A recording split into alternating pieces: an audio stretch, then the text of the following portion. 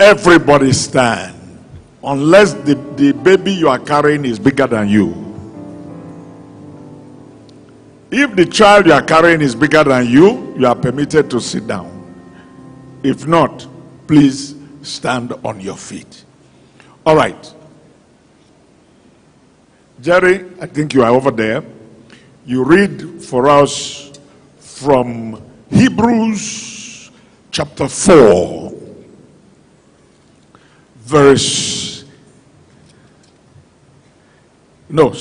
Hebrews chapter 6, I beg your pardon. Hebrews 6, verse 18. Hebrews chapter 6, verse 18. Have you seen it? Yes, sir. All right, you read once, and then we will all read together once. Is that clear to everybody? Yes, sir. So, Jerry, you read once, and then we all read together once. All right, go ahead. Hebrews chapter 6 and verse 18. That by two immutable things in which it was impossible for God to lie, we might have a strong consolation, who have fled our refuge to lay hold upon the hope set before us. All right. Now, let's all read together, everybody. 1, 2, go. That by two immutable things in which it was impossible for God to lie, we might have a strong consolation, who have fled for refuge to lay hold upon the hope set before us. If you believe that, let me hear a very powerful amen. Amen. Father, this is your word. Anoint it, use it. Let no child, no boy, girl, man, or woman leave this place the same way they came. Do what you know how to do best and take all the glory. In Jesus' mighty name I pray. Word of life, your amen must be louder than that. Sit down as someone that God put in charge. I am in charge.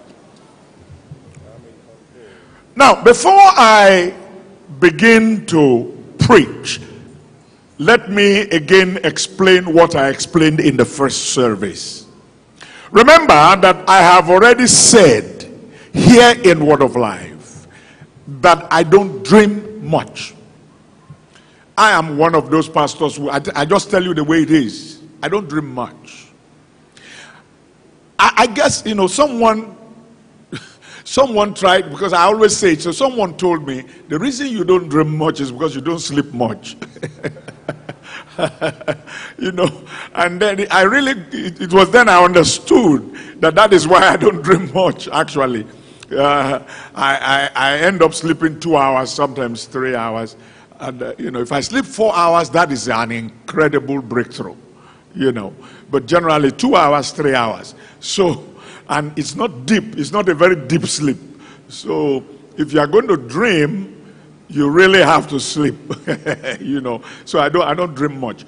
But what normally happens to me is that just before we have any program, I don't know why it happens like that, I usually have a dream just before a program. No matter how short my sleep is, there will be a dream that will flash in like that, and it is always very meaningful. And I was sharing in the first service that I was in Jamaica, and one night I had this dream. I saw a man on a throne, but I couldn't see the face. And I saw at first people coming one by one. They will come in front of him. Some would lie down flat, some would be standing, some would be kneeling, different postures that people were taking. And they were expressing to him their frustrations, their what do I use now? Their pains. I think that's what I'm trying to use, because some were even in tears, expressing their heart, difficulties, what they are going through in life, and all that. And then gradually it started increasing to 10, Then 10 will come together. Then 100 will come together. And then about 1,000 will come together. Sometimes more than that. Great crowds were coming together. And what the impression I got as I was in the dream was that the reason we were coming together was because that group seemed to have the same kind of problem. That's why they were all coming together. And so many like that. And then after a while, it stopped. And then the man on the throne said to me, I still didn't see his face. He said to me, he said, son, tell my people that I am the God who cannot lie. He said, tell them.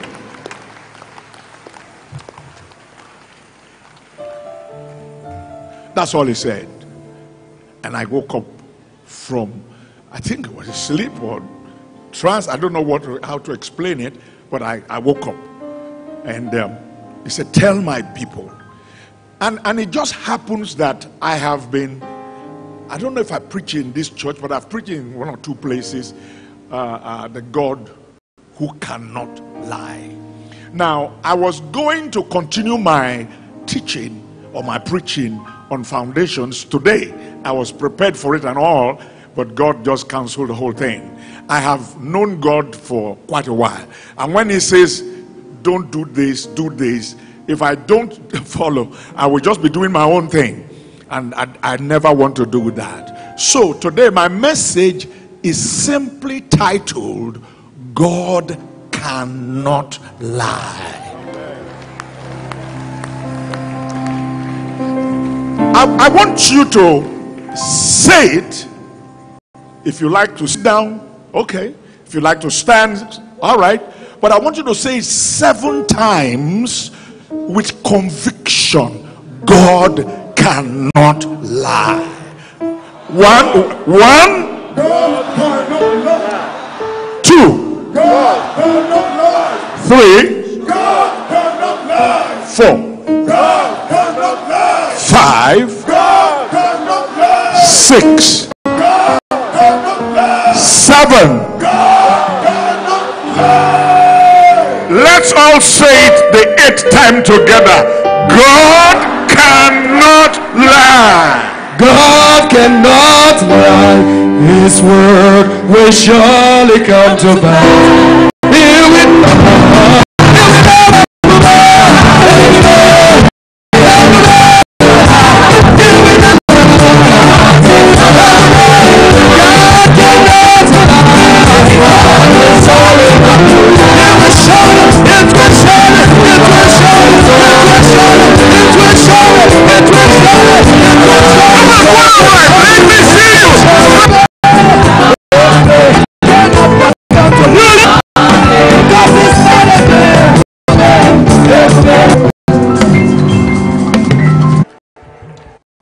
promises from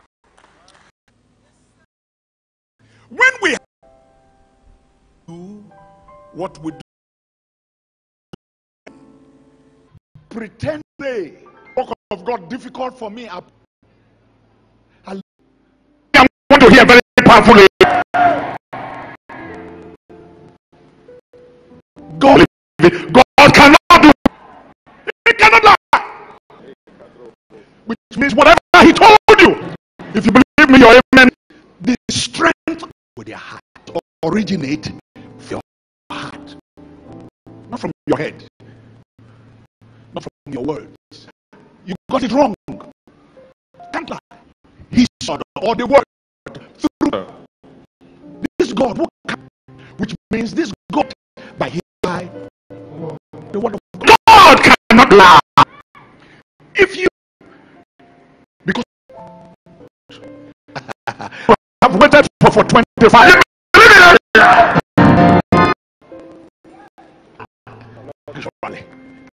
his wife was in her said that improve himself. The next day, Mama, he refused. And the person on the other end, it is women. He went. When he got there, they asked him, can you resume today?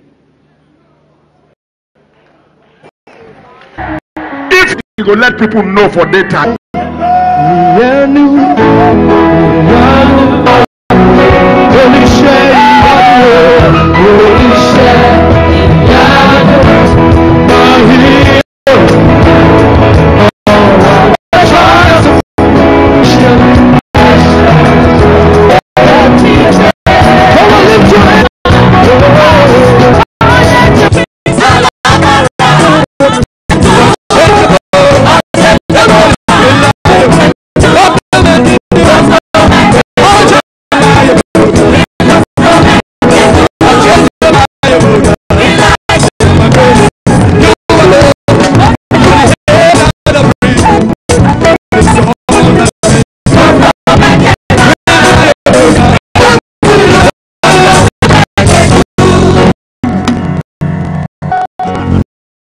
Just like this.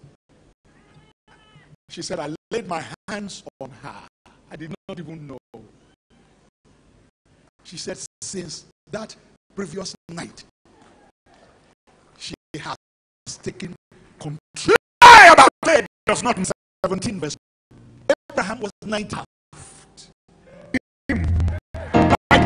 Oh, my favorite scripture. Against he was already dead. Not go to verse 1. Think.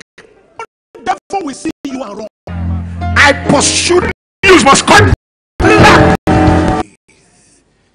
Glorifying God. Verse 21 is what the verse I love most. Being fully persuaded. Fully. Not half and half. Fully persuaded that he who has